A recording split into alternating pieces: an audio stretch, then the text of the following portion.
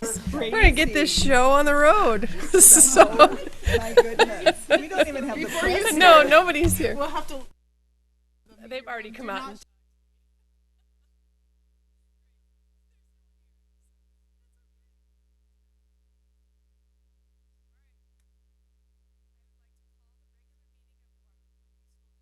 to order and ask that you join me in a moment of silence.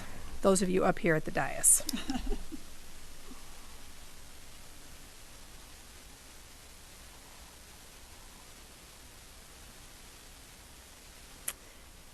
Thank you, and will you please rise and join me in the Pledge of Allegiance.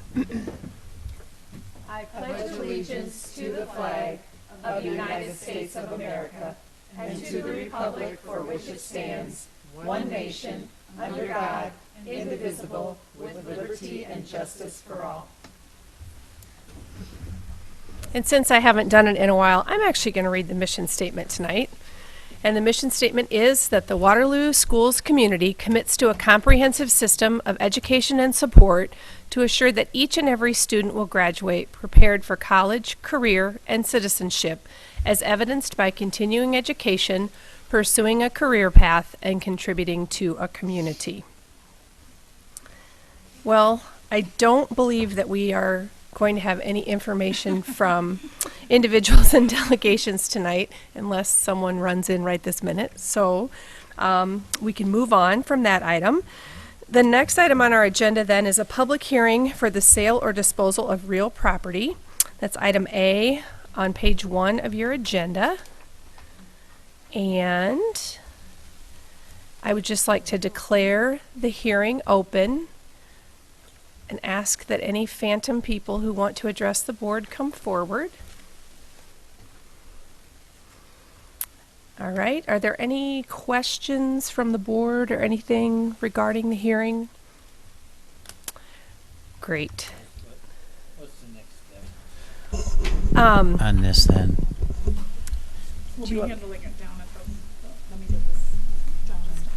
It's Page item 1. 8, and then we will, it'll come back to, Get appraisals or, yes.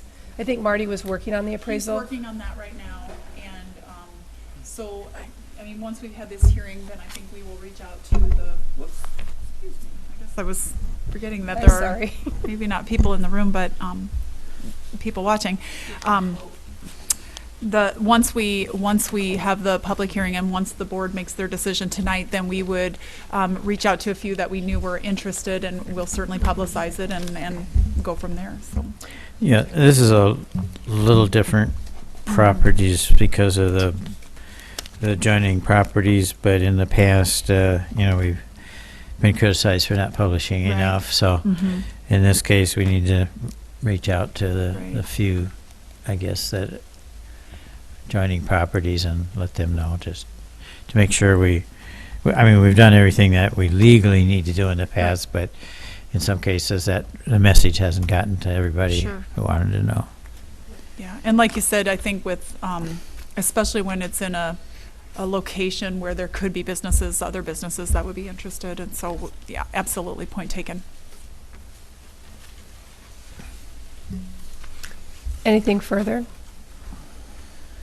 Then I would entertain a motion to close the public hearing. And a second? Thanks, Rhonda. Thanks, Angie. This does require a roll call vote. So Jesse Knight, Aye. Angela Weekly, Aye. Sue Flynn, Yes. Rhonda McRena, No, aye. Lyle Schmidt. Yes. Chair votes aye. Motion carried. Our public hearing is closed. And then you'll see this back down here on item J. Later on in the agenda, we can even discuss it further. So we'll move on then to the consent agenda this evening, and it has several items. It has the minutes of the August 8th, 2016 regular board meeting, personnel appointments and adjustments, bills due and payable and bills paid between board meetings, the Cedar Valley Promise Empowerment Contract, the Tri-County Child and Family Development Council Incorporated Contracted Service Agreement, the Iowa Voluntary Preschool Contracts, the School Resource Officer Agreement with the City of Evansdale, and the set date for the public hearing for demolition of Edison Elementary School. Are there any items which board members wish to have removed from the consent agenda? Item I. Aye.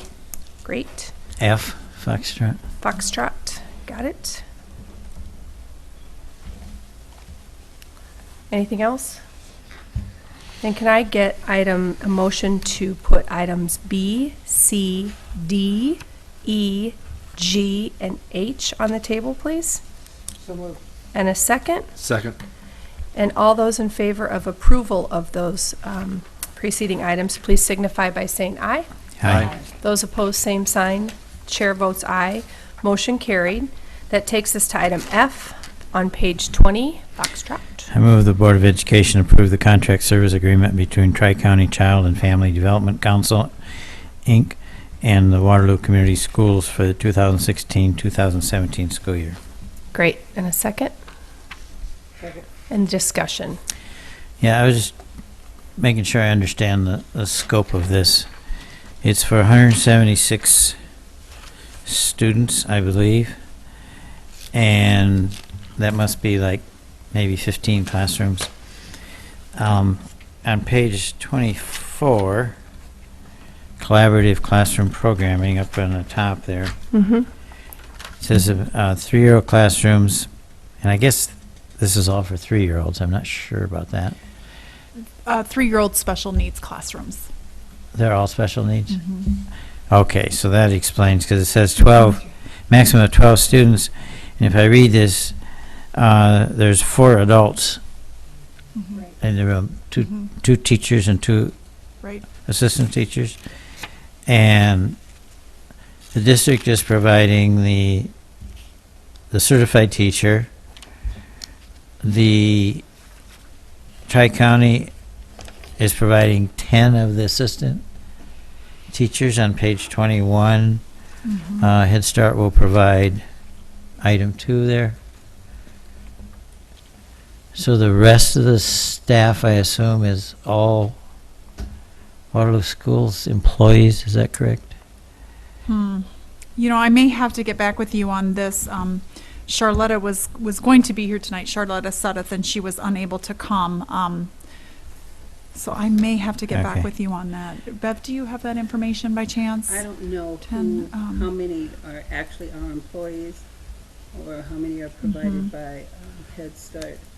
This, I will tell you, this is a continuing contract. It's the same as we have had before, so it is not a change, but that doesn't answer your question, Lyle, and I do apologize for that. Where's this one hosted at? They're all Or is it Right, multiple they are locations? all over. There's some, right, So some this of their, is similar what this was they used to have similar at Castle Hill at one time, or still do? right, years and years ago, Yeah. yes. The, Freeburg was Tri-County Head Start. They have some out at Elk Run Early Childhood Center, Maywood, they're all over. YMCA, correct, yeah. So I guess my other question would be the financing. I don't know if this ends up to be cost neutral to Waterloo Schools. It looks like the $815,000 that comes to Waterloo Schools from the federal Head Start program, correct? Yeah, But then the 10 assistants at a cost of $265,000. I'm not sure whether that's subtracted from. Anyway, my real question is this a net cost to What- Waterloo yeah. Schools or not? that I actually could answer. So the preschool programs actually are cost neutral. As a matter of fact, when we are ready to start a new type of preschool, like a voluntary program or whatever, we actually will try to carry over because the funding comes the year behind, the year after. So if you want to start up a new, let's say that you have a need and you have a waiting list, a growing waiting list to make sure that the kids get services, we will try to gather our money, and try to carry over our money so that for 1 year we can float it on the carryover money. So we did that a couple years ago. We added I think we had 20 kids on a waiting list, and so we were able to add another preschool classroom at Orange Elementary the year that was built. And so we gathered up our preschool money so that we could do that, and only because the funding comes a year behind. So all of the preschool, if you look at the preschool funds, we have all of these funds coming in. Some comes from Head Start, some comes from Vision, I can't think of the name of that's, I'm not saying that quite right, but some of the Vision money, and so we put all of that together so that we can start up programs and fund them for 1 year. So it is cost neutral. So we have, is this just for the Waterloo district? I mean, 176 3-year-olds of special needs seems a little high, but is that? It Where's that? probably is not all our students, not all districts have those services, and so we do open enroll or receive kids and tuition in. I don't believe it's open enroll, it's tuition in. So they would not be all of ours, but if you're wondering how many of the 176 are Waterloo, I don't know that, but I would say at least 20 of them would be from outside districts. And Okay. there is something on page, I'm just looking at it while on page 23 at the top of Yeah. the page, that 85% of funded slots, the district recommends 95, and they shall reside in the Waterloo School District Okay. So of the funded slots. of the funded slots, right? Yeah, I know it's not very many, but we do allow, Okay. other districts to tuition in their children, their 3-year-olds, as we do other services as well, hearing impaired and that kind of thing. They can tuition. I think it's a good program. I had a child go through this, so, you know, I've seen the results of it firsthand, and, Right, you know, I know from a personal standpoint, knowing how it helped my child, right. I'll support it for another That's child good. coming through. And the 6.25 hours a day of direct service, is that considered full-time? It is. So we do get paid slightly less. I mean, the cash payment is $4,635 per semester. Per semester, yeah. Oh, so that's actually more than the state Per student. Then the funding. 680. Of course, our state funding is just a supplement plus the local taxes. So I guess it's probably about the same. Okay. All right, thank you. Sorry, I didn't have some of those That's all right. answers, but You can, I can certainly get back you can with you get them on to us. Great. that first one. Okay, anything further than on item E? F, Foxtrot, excuse me.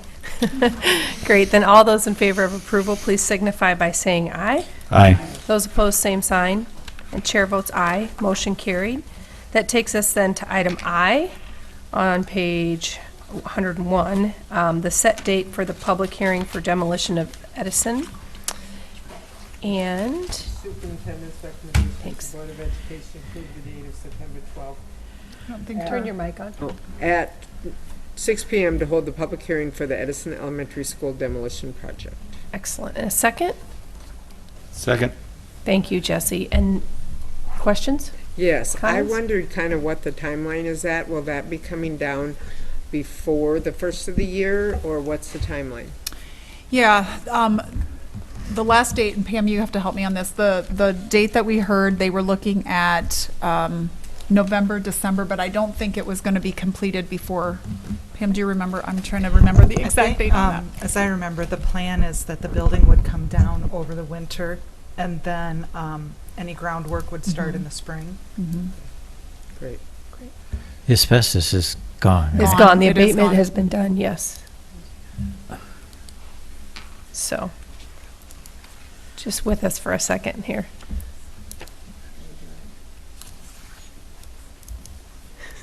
And I just wanted to just make sure that all the Edison Neighborhood Association Oh. was, Pull that mic up there. The Edison Neighborhood Association was notified of the Right. timeline because they were very active in that, and they're, they Yeah. want to see the improvements. And again, I want to commend the district for being true to their word that, we're going to get those buildings down and not leave them Right. as eyesores Yep. as long as some of our past buildings had been left up. So just make sure the neighborhood association is contacted. Is the playground gone? Yes. Yes. Yes. And I know we did some trading there with the city for some of the land there Yeah. on that site, I'm so. not sure that's finalized, but is it? No. Okay. But we can, or unless you're talking about that football field area, that is, and I can tell you too that Leah Morrison and I have been emailing back and forth, and she's been serving as a kind of a go-between with the Edison Neighborhood Association, and so we appreciate that too. So we'll make sure we get her the new revised, and especially after tonight's meeting, so make sure we send that to her. Thank you. And Sue, Lyle and I can carry this into the facilities committee too, to make sure when we talk to Marty and just make sure that we keep the ball rolling, because we're going to be at Orange next, with that. So these are good things to keep in mind on both of those. So, anything further? Great, then all those in favor of approving item I, please signify by saying aye. Aye. Those opposed, same sign. Chair votes aye. Motion carried. That takes us to the next item on our agenda, which is the sale or disposal of real property. It's item J. And we'll get to that recommended motion in just a second. Excuse me. I have to. The recommended motion is the Board of Education assign the superintendent as the representative of the district to enter into negotiations with the interested party to arrive at a purchase agreement for the Logan property that will be presented for final approval by the Board of Education. So moved. And a second? Second. And discussion. So Dr. Lindeman is here, and we can talk a little bit about this from a facilities perspective as well. Do we know if we have interested parties? Is there? We do know that we have some interested parties, and so we've been approached by, by these interested parties and just asking whether we would even, be able to have this conversation. And so in order to do that, we needed to go through these steps just to ensure that it is something that we would even consider in the first place. Making a decision to ask me to do that does not mean that it'll actually go forward. It just means that we would have that discussion. So we just have the ability to seek if someone wants to. Right, and Okay. the reason it needs to go through this public hearing and through the, setting the date and having these conversations is so that people would be aware that we are even having these conversations and potentially looking at this Logan property for sale. So it needs to be public, and otherwise, we could just talk with them on the side, but that's not how we do it, so. And then it would come back before us It would. again, another time. If there was any agreement reached, that would come back to us then for final approval. So this is just allowing the superintendent to engage in those negotiations, but nothing would be final till we as the board approve it. So- But it is to the point, if you note on page 104, there's a description or a picture of the property. It is to the point of having a defined parcel. Right. that We have the we're- legal description of the land. So. Yeah, And I think are and working it's, on and it's not, it's about half of the old Yep. Logan property if you look at the picture. About 3 acres. Yeah. Okay. We wanted to protect, the facilities committee at least was not in favor of selling more than that because we wanted to protect the curb appeal, the visibility of Carver from the highway. And also allow, if you all can see on the left side of that square, that rectangle, that's where our bus lanes come into Carver, and we wanted to make sure that we maintained that as well, because that allows for good traffic flow for our families. So that was definitely on our radar as well. Anything further? Does that make sense? All right. Then seeing none, all those in favor of approving the sale or disposal of real property, please signify by saying aye. Aye. Those opposed, same sign. Chair votes aye, motion carried. That takes us to the next item on our agenda, which is the IASB legislative action priorities. And the recommended motion is that the Board of Education approve as its top priorities for the 2016 session of the General Assembly the following resolutions: number 5 on ELL, number 6 on dropout and at-risk, number 8 on mental health, and number 28 on the state penny. Can I get that motion on the table? So moved. And a second? Second. And if it's okay with Dr. Lindeman, can I just say just a Yeah, little please, bit? go ahead. Absolutely. This is something that comes to us every year from the Iowa Association of School Boards, and you can see in your attachment, there's a pretty lengthy list of legislative priorities, and they have asked us as a district to just pick out 3 to 4. And I know we will be seeing similar ones coming out of the Urban Education Network. They were just released, in fact, this morning or maybe over the weekend. Margaret Buckton put together, and funny enough, many of these identical resolutions are in the UEN. But we certainly can talk more about them. I just wanted to let you all know that Dr. Lindeman and I went through them and tried to select the ones that dovetail the most with the priorities of what's going on in our district and what would, obviously, there's a lot of different resolutions, some of which really don't even pertain to a district like ours, but you can all take a look at those, tonight, and we can talk about them further. And go ahead, Dr. Lindeman, I didn't mean to. Nope, I think you actually said everything I was going to. So it's just, there are a variety of organizations that ask for their stakeholders, the people that they represent, to do this process. And so this doesn't necessarily mean anything except for you're choreographing a message that these are the ones that are important for Waterloo. So. And can I just say, just for Rhonda's sake, I think this meeting is held every year prior to the the board, and Mike represented Waterloo Schools this year, and I have the last 2 years. So this information is good to have ahead of time for when you're voting there. And Lyle, you'll be happy the state penny's on there. I see that, yes. Well, it's kind of important and It to is. not divide that penny up. I agree. Always. That's up when there's 28 is on the water part of it. Yeah. is-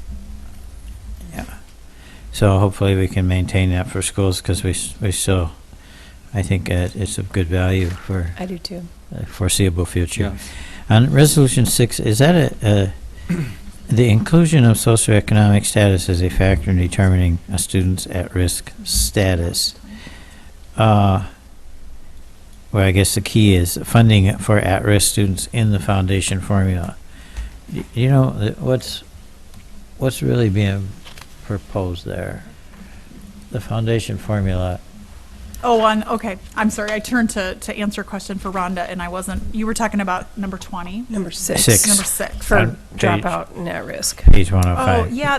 What they were looking at is a potential supplementary weighting for at-risk. Oh. At-risk, so districts that have, and they were defining at-risk. I've seen a couple different proposals. One of them is for high poverty districts. Another one is using the risk factors that we use to define the state has a definition of at-risk students, and they look at a variety of things, school attendance, performance, a variety of things. So they've looked at that too and added a supplemental weighting factor to districts that have that. So, And I would say, I think that's something that the UEN has really Yeah. also pushed forward to see. And I don't know if it was 0.2, 0.3. I don't know how much the actual difference in the weighting was, but the argument being that those students take more resources and therefore would, require that extra bump on the foundational formula. supplemental A weighting supplemental would be, weighting, would be helpful on that.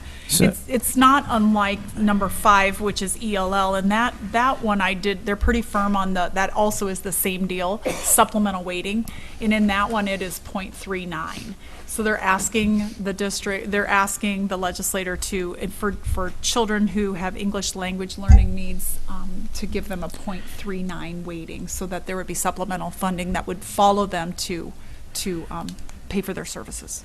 Well, it does now, except it's only for 3 years or something, isn't it? It exists now. Right, it does right now. It does. We get it, I think it's 4 years, and a few years ago, they moved it to 5 years. And so Okay. we do get funding for them. But the task force that looked at that said that for most students, it takes 7 years if they come here as Okay. non-English speaking. It takes 7 years, and so we are required to educate for 7 years, but we only get funding for a portion of those years. So that's an extension of that. But 6 is new. It would, in effect, replace our request to the budget people, what's it, RB something? SBRC? SBRC, Because we recover some. which is what we do now, but that ends up to be all local funding, It is. correct? And so this would replace that with a portion of state funding. Yep. Okay. And correct me if I'm wrong, Dr. Lindeman, we do receive some, we do go back to SBRC to get back some of the funding that we, just to clarify that. that Because is we have the local. dropout prevention program. Yes. And so because we have dropout funding, dropout and at-risk funding, and that's something that the board voted to do, and then you can go back to SBRC to ask for that To ask for authority, that. and then you raise the Okay. dollars locally. Yeah, you ask for the authority, but the money comes 100% from local From property property. Property taxes. tax, it does, right? Yep. So, so in this case, it would come proportionally, whatever, Right. 75% or Actually, whatever the state. really, fund- they're just looking at the state, the per pupil funding formula, because they're saying that Yeah. if you, not all students have equal needs, and so Yep. they're asking for additional funding for students who have greater needs. Okay. All right. Are there any others, I guess, that are on that list that when you looked at it, you said these are things that are Yeah, really we have to critical? add them.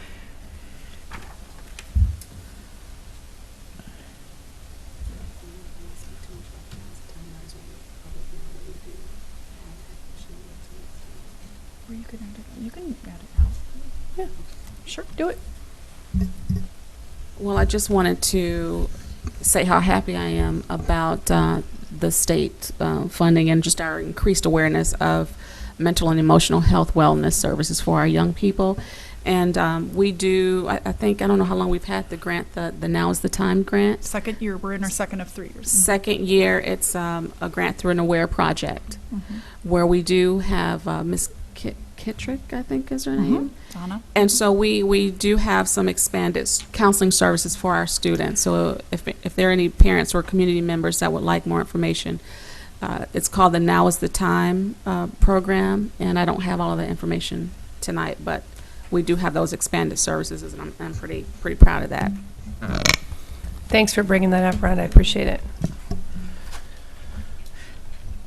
And I know we can get more information on that.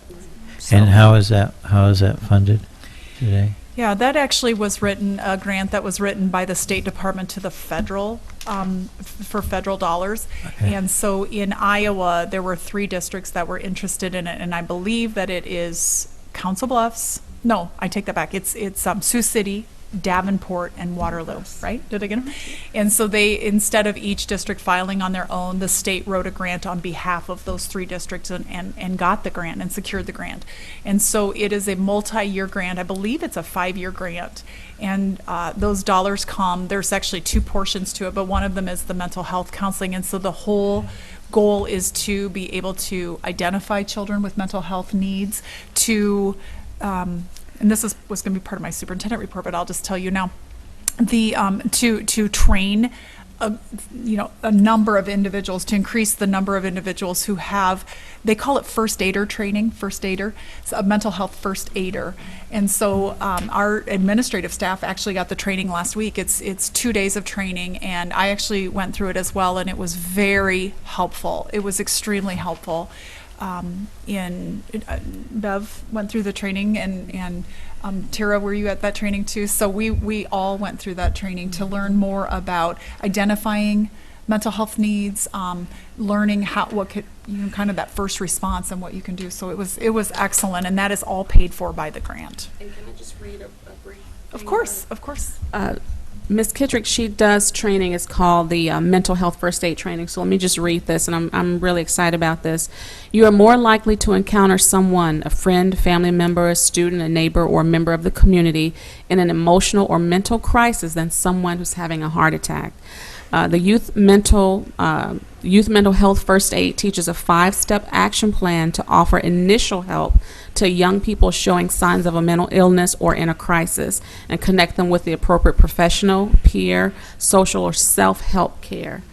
And any adult can take that training, but isn't it awesome that our educators and our care providers are given this training to help our students who are experiencing a lot of environmental and emotional and mental health ailments. And it helps them do self-care as well. So it gives the young people some strategies to deal with some traumas that they may be experiencing. And not the traditional traumas that we think of, but just more environmental and emotional. So I just wanted to share that with the district and let them know that that is on our radar. And now building staff are going through that same training. And so I think when I talked with Don, I believe 4 or 5 had already scheduled for this fall. So we will get that. Our counselors are given some backup, and the building administrators have backup. So how many counselors are part of this program? All of them. All of them. District-wide. Right. And so the way the grant was written is they looked at training kind of a core team. And so we have Marcia Waters is a counselor at West, and she actually is one of the trainers who's training others. And so she was actually the trainer of my group. Well, there were 2 trainers for each group. But so our counselors were involved, and administrators and building staff, and really because it's very likely that you would come in contact with somebody or come across somebody who's going to need us. And so giving us some strategies to be able to do that well is helpful. So is there a report from this past year in terms of number of interventions? Because it's a grant, they're still in the data, retrieving the data, so it's not where it can be reported just yet, but they are keeping track of all of that. And the great thing about this is it's going to help reduce the number of referrals, because sometimes our young people, our students, are just experiencing some environmental and emotional behaviors that are not necessarily indicative of a negative behavior. It's they're going through an emotional crisis. And so this allows our counselors and our building administrators and our educators to identify that and kind of re-evaluate some of the behaviors. And And I think that self-care Recategorize piece them, is yeah. really critical of giving our kids some tools to Right. use going forward, which I think we will see results in that. You're right. And it helps us to recategorize some negative behaviors. So emotional can be almost anything. Is it intended to cover like a student who, for whatever reason, says, I hate school, I don't want to come to school, I'm not going to do my homework, you can't make me learn, sort of attitude? Well, I'm sorry. Obstreperous. Right. No, I think what it does, Lyle, is it allows educators to be able to identify. It's more of an early alert and awareness, and it allows paraeducators, different people in the buildings, to go to a guidance counselor and say this student may need some other services. So it's supplemental to existing counseling services, and it complements what we have in place. One of the trainings that this might answer your question. One of the pieces of the training was that we were in different groups and we each got a fictitious child. Our fictitious child was named Jessica, I believe.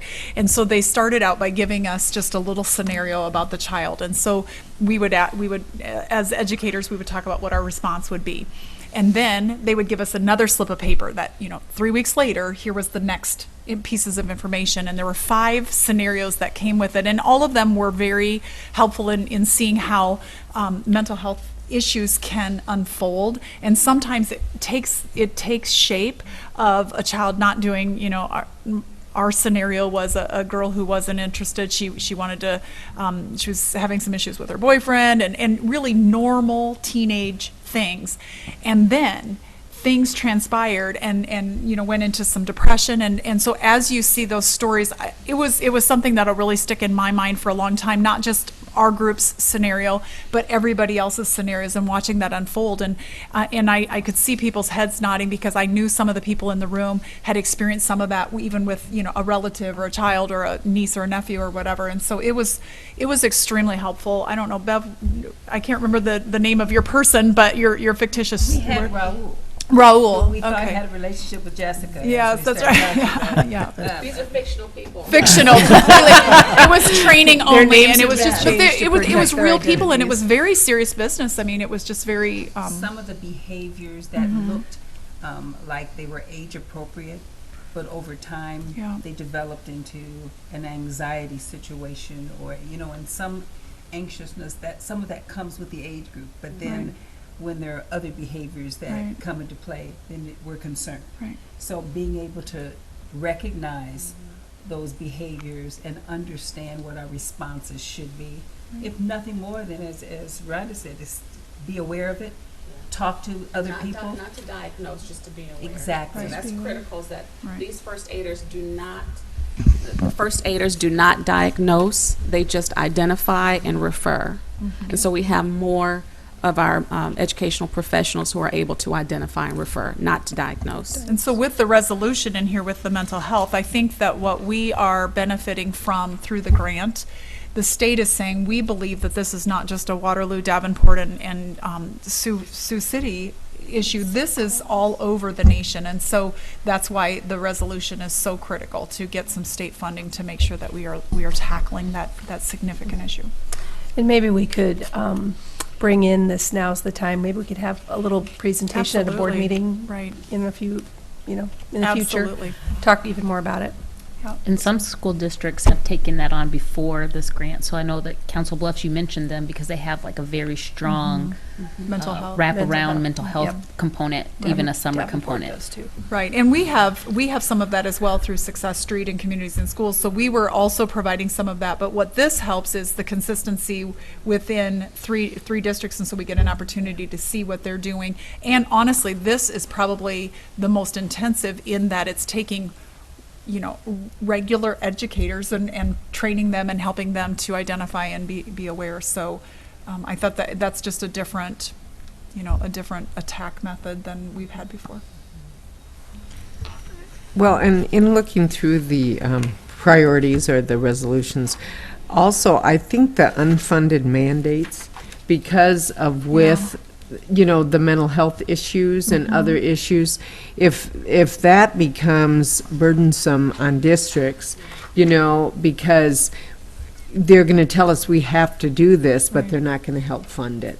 So I think that could be one that, we could advocate for a little bit more too, in that if they're going to require us to do issues regarding mental health or regarding, specific situations which we currently don't receive funding, that, make sure that we are getting, the proper compensation for doing those projects or initiatives or whatever they are. Do you want to add that? I just think it'd be a good idea. I mean, just because if we're mandated by the state, that's my opinion, but if we're mandated by the state to do something and they're not going to, help us accomplish that goal, it's stupid to give us that goal. Honestly. Yeah, a good example of that was the new assessment that they were looking at, and they believed strongly this was, the right assessment, but there was, for approximately 6 to 8 months, there was a period of time when there was, I don't know if it was rumors, but I think it was fairly substantiated rumors where we believed that the assessment law was coming, but no funding, and so we would be paying for it out of school dollars. So we had to do it, but there would be no funding that would accompany that. So that's just a good example of one that didn't happen. Luckily, that didn't happen. We believe in the assessment, but funding to go with it would have been the right way to go. Rhonda and Jesse, you all put this motion on the table. Would you consider, and I need to ask Lyle and Angela, could we consider a friendly amendment and add number 27 to this as well and submit that? Agree. Agree, okay. Is that all right? No, we just have to agree to a friendly amendment to just add number 27. I agree to anything friendly, And it's on unfunded mandates, so it's friendly, it's nice, it'll shake hands and it'll play well in the sandbox, so. Thanks, Sue. All right, is there anything further? Thank you all for taking time to look through these, and you'll be seeing the UEN ones shortly, I'm guessing, as well, so. With that, all those in favor then of approving the IASB legislative action priorities with the friendly amendment, please signify by saying aye. Aye. Those opposed, same sign. Chair votes aye. Motion carried. Thank you. That takes us to the next item on our agenda, which is the superintendent's report. And I know we already took half your report. You did, but I actually just, the thing that is first and foremost on my mind right now is just the getting school going this week. And so we had the opportunity today to come together with the staff. It is significant when you're standing in front looking out in the crowd of 1,600 employees. It was just a really amazing day. We came together this morning, and of course the staff then, when we were finished, they headed back to their buildings because they're getting rooms ready, they're having faculty meetings, they're meeting with their teams and their departments, and there's just a lot of things to do this week between now and Thursday. And of course, technology is scrambling to get everything going, and secretaries are getting kids registered, and there's a lot going on right now. And so I mentioned it last time, but we have several events this week that are designed to help kids get acclimated to their school and to start thinking about school and to meet their teachers. And so tomorrow night is the elementary one from 4 to 6. Go and meet your teacher and find out who your teacher is. People are probably not going to believe this, but I do not know yet who my children's teachers are. So I am right along with the rest of the crowd waiting to find out who my children have, my own children.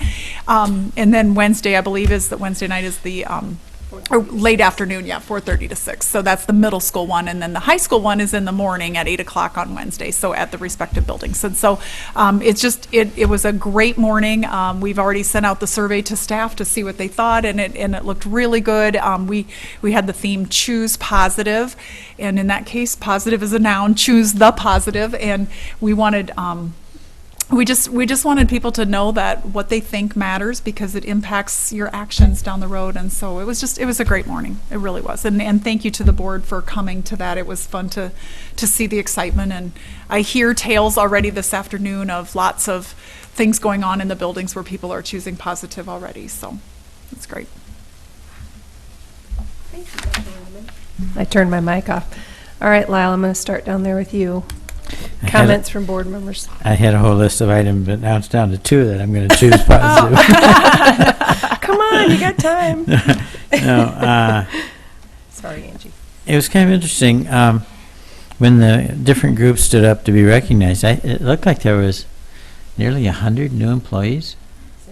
75. Yeah, That's great. If you count, teachers and yeah. all the, Total new employees. That was kind of interesting. And then the number of alums, like 25% maybe, Yeah. of all the staff were alumni from one of the schools, or at least that's how many people stood up. Maybe they didn't understand the question. Yeah. I think it's at least that many. I even thought yeah. maybe it was a greater percentage It than might that. be. It was a lot of people. So The other item is there's an open house, the new middle school in Charles City. Dan Cox is superintendent up there now. That's Sunday. I think it's at 2 o'clock. So that might be interesting to look at what a brand new middle school, what the features are that that they chose. So. right. Thanks, Lyle. We're gonna go to Angie now? Seriously? You guys are making my head hurt. Okay, Rhonda, go. I don't really have anything today, which is why I was going to defer. So It's all right. You can defer. I'm gonna That's go. all right. There you go. No report. No report. That's totally fine. Jesse, you have one? Or are you gonna? I just comment. I think the best picture I saw all week was all the backpacks in the Lou Henry Gym, and working on goes into putting those together for the kids, making sure that all kids have supplies and stuff. So I know that's part of a grant or nonprofit with working with that and with schools, but it was nice seeing that. So Thanks, Jesse. Okay, Angie, you're on. I really don't have anything important to say except for the think positive. I think choose positive. Choose positive, I think, is something that we can all embrace, not just as school board members, as students, as employees, but as supporters of the Waterloo School District. I know that my niece is coming new to the district, and we got her stuff in late, so that's our fault. I still have to choose positive, and positive gets better results than like, why didn't you do? So that, and then the other thing is when I left and people were talking about people who have made an impact for them to be where they are, I got to run into, like, I don't know if you guys ever hear this, but Mr. Tony Burns is like one of my all-time favorite teachers. I mean, I have several, but that was the first face I saw when we left. And he came up, and he always remembers me, and he gave me a hug, and he was like, "I'm so proud to see you sitting up there." So just to be able to, when you think in positive, think about those other positive role models that you had, and reach back and let them know, because people don't always know. So That's great. Sue? Well, and I was kind of piggybacking on the Choose Positive to really encourage our students that is the choice to make for this school year, and to choose positive in your study habits, to choose positive in your friends, to choose positive in the clubs and activities you're in, and to get involved and to make a difference in the schools that you're in. Thanks. Shaylee, can I say one more thing too? Yes, I left this off of my list, but I wanted to make sure.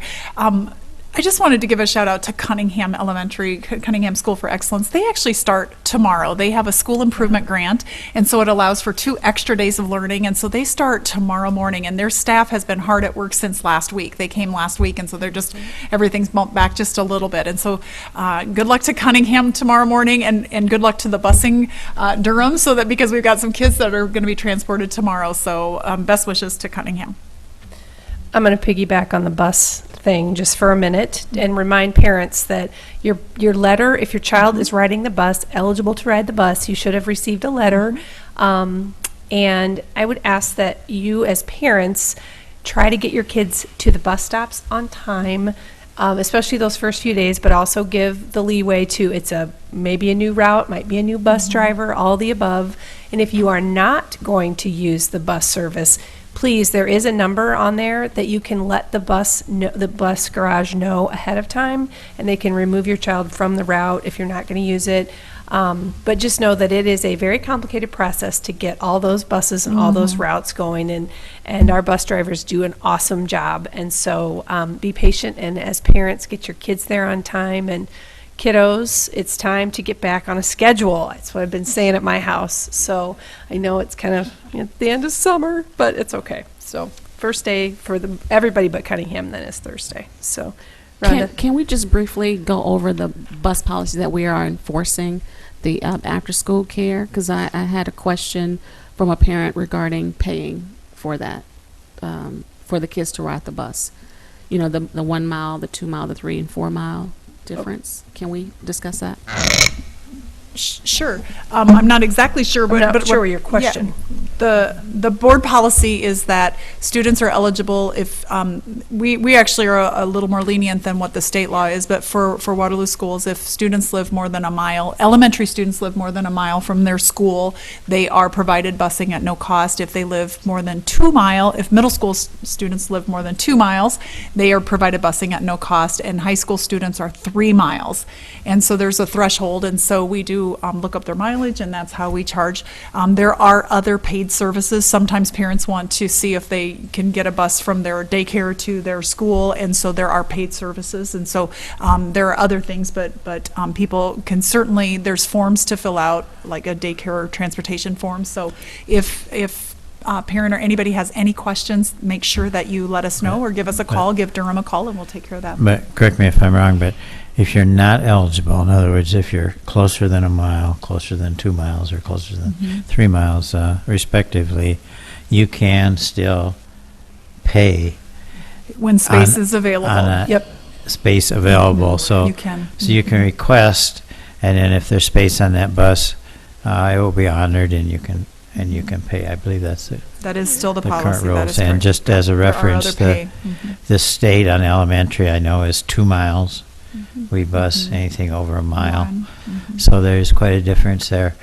I don't remember if I think middle is 2 or 3. I think we're above the state on both Middle and high school. middle Elementary and middle, I elementary think. and middle, Yeah. and I think the high school, I think, is 3 miles So- that we're required to bus. So Rhonda, does that answer your question? Okay, great. And there are routes available after school for Flash and for, there's activity buses that run at both middle and high schools. And those you don't have to pay to ride.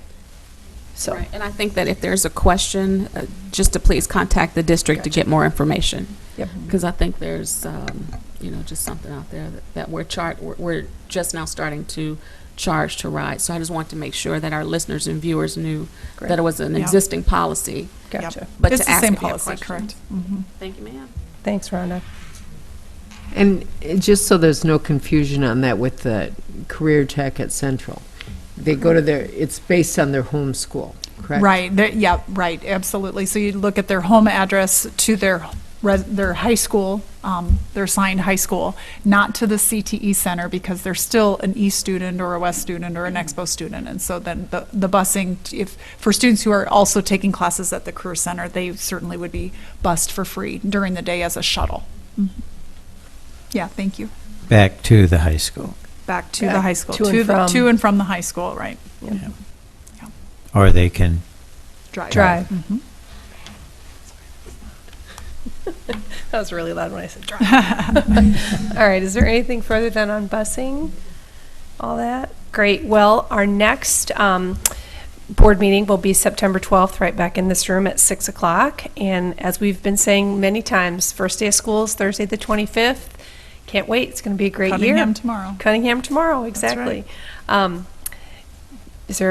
entertain a motion to adjourn if there's nothing further. So moved. And a second? second.